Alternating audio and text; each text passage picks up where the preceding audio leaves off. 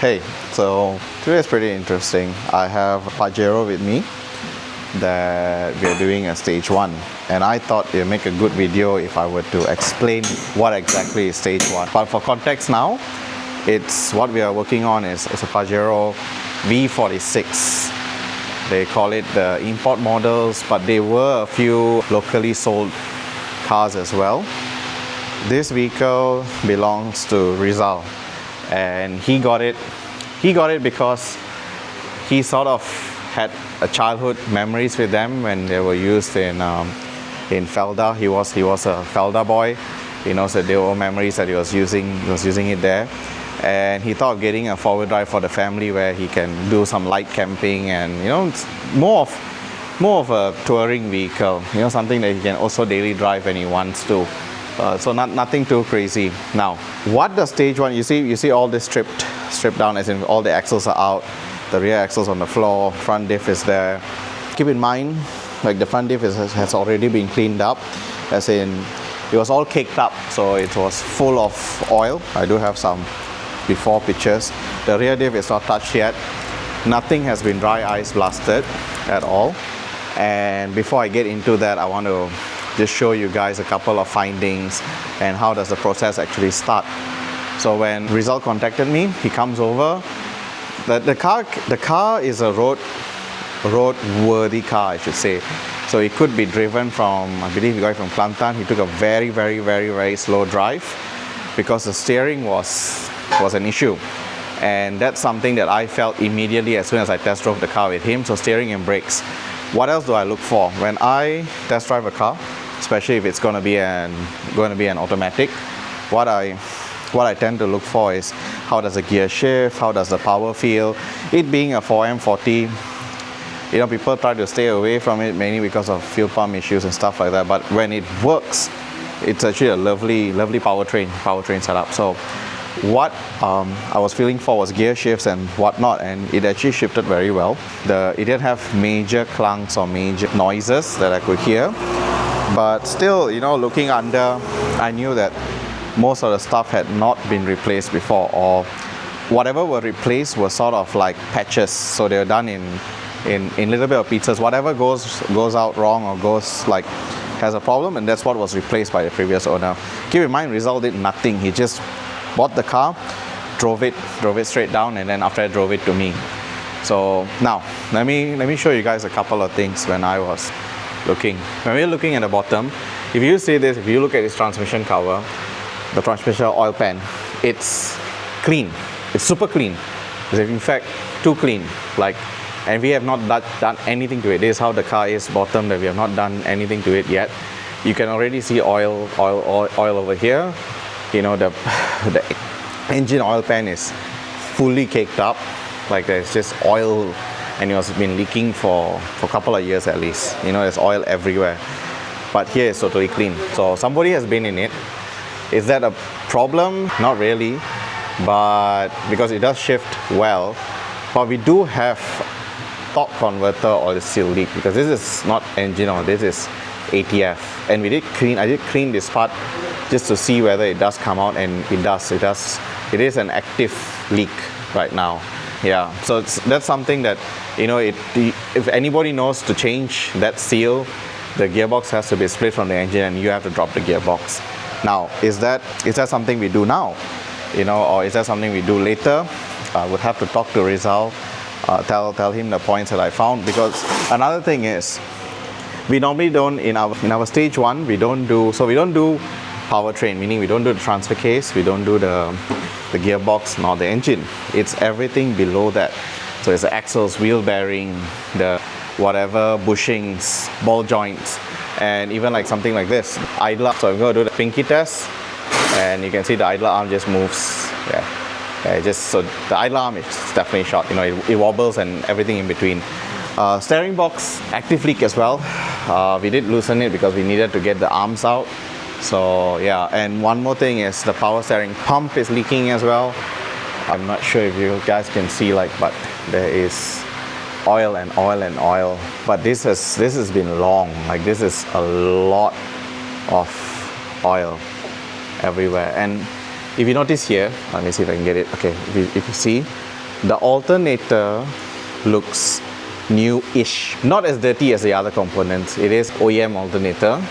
Now, what normally happens with cars with active leak is, a lot of people don't realize this, is they just, you tend to be like, it's leaking, I'm going to just top up oil and then deal with it. But components wear down. You talk about components like rubber, electric parts. So all this were meant to work without oil around them or stuff like that. So the alternator normally goes. Starter motor goes as well if you get a lot of oil on them.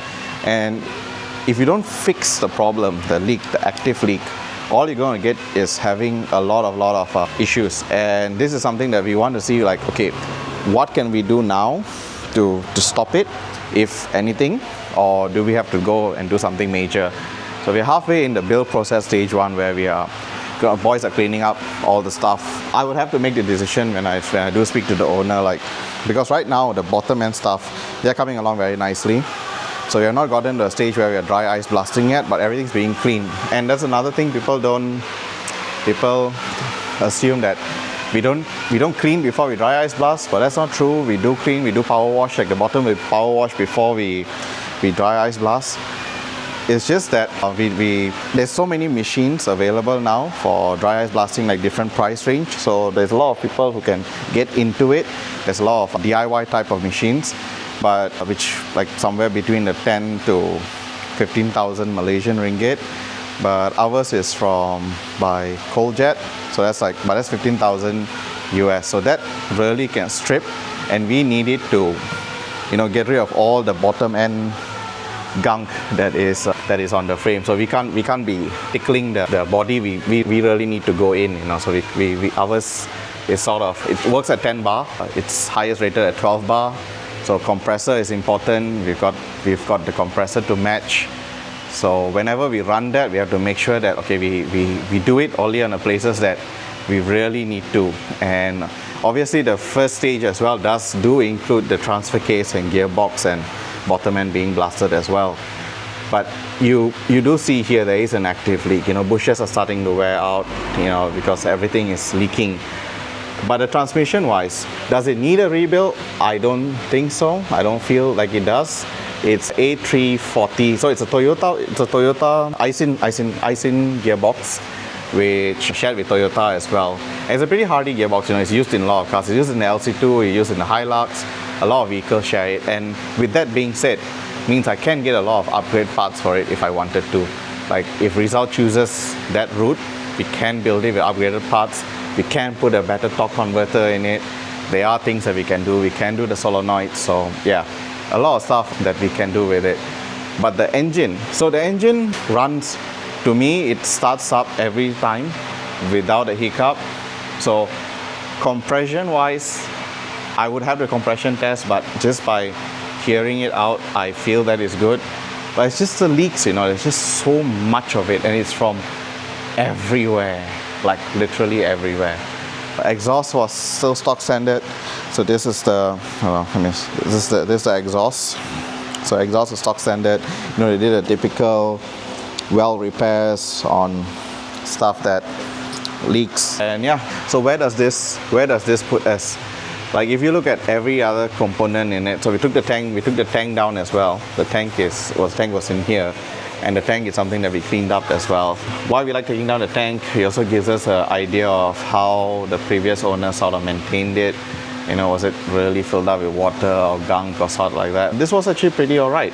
So the previous owner did sort of look after it, but of course, whatever, that just was visually a problem.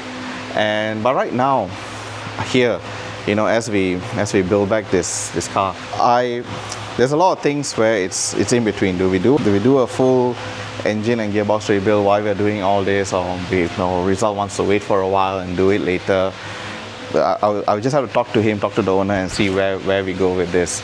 But for right now, overall the vehicle itself is actually, to me, in really good shape, and I really enjoy seeing vehicles that are kept stock standard. It's really fun building it back that way, rather than something that's been modified not correctly, which then puts me in a position where I'm like, what do I do, or do we start with a different base, things like that. Like everything here, every pipe, every hose is still in the same position where it would have came factory. Even the proportioning, the level proportioning valve for the brake, everything is still there. And this does have the rear AC as well, so it does have a aircon at the back. It's a full 7-seater. So like all these lines, these are all factory lines, which is amazing to see. It's just awesome to see. But it's just the leak, this car is really leaking, it's really bleeding, and it has been bleeding for a very long time, I would say. So I would have to see what is Rizal's take on it as well. He did tell me, he did say he's aware of it. It's not like, I think he did go below, so he does know what's going on. It's not something that is new to him as well. It's just gonna be how do we proceed from here. So stage 1, okay, let's say I don't do anything. I don't do powertrain, I don't do anything. I just do all the stuff that we agreed on, where we put back the bearings, we do the bushes, with the gear, the ratios, as in the ring and pinion is set back, everything is done back, the suspension is done back. Where does that put us? Where would the car be? So it will be totally drivable, it will be better than he came, it will brake properly, it will steer properly, everything will be lovely. Chassis wise will look new, but, big but, it's leaking oil, and it's leaking very badly. So every hard work that we just did on the bottom will be covered with oil, and depending how long before the next stage we get into, that would obviously be an issue. Like if let's say it's very long before the next stage, so everything that we did work hard for, every new bush that we put in, whether it's PU or the original rubber, everything that we put in may be just wasted. Yeah, so it's something that we have to think about. And this is what happens when you buy these older vehicles. That's why I say, if you're gonna start it, you gotta think it through. You got to, normally the heaviest price of work, it's from the bottom. So the stage 1, stage 2 is, and the powertrain, that's where the money is, for at least for when we do the work. A lot of people try to contact me and ask me, like, do you do the paint, do you do the interior? I say, yeah, we do, but but take care of your other stuff first, before we even make way there. I think the people who are with me, it's something that they understand. They know that, that's something that they have to do first, and they're also more pro towards doing that first, rather than just going in and getting the car looking nice and from afar, looking nice. But as soon as you go near, and then you're like, oh, okay, nothing's really done to it. And then again, overall, with a Pajero, for me, I think it's a good vehicle. Looking at how the thing is built, like that's one really big rear diff. So that's why they rarely have any failures. Comfort-wise is there. It's using a torsion bar front setup and a rear coil spring. So in a family vehicle, this is actually a very good base vehicle.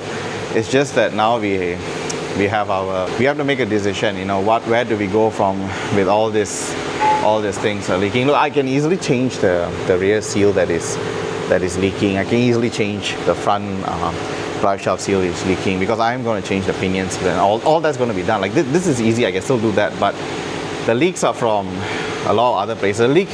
The worst thing is the leak is from the torque converter seal, the input seal, and that requires you to bring down the gearbox. If anybody has some magic to be able to do it without, then it's a joke anyway. I'm pretty sure you can't, but if someone says they can, then yeah, I'm not sure what I'm doing wrong.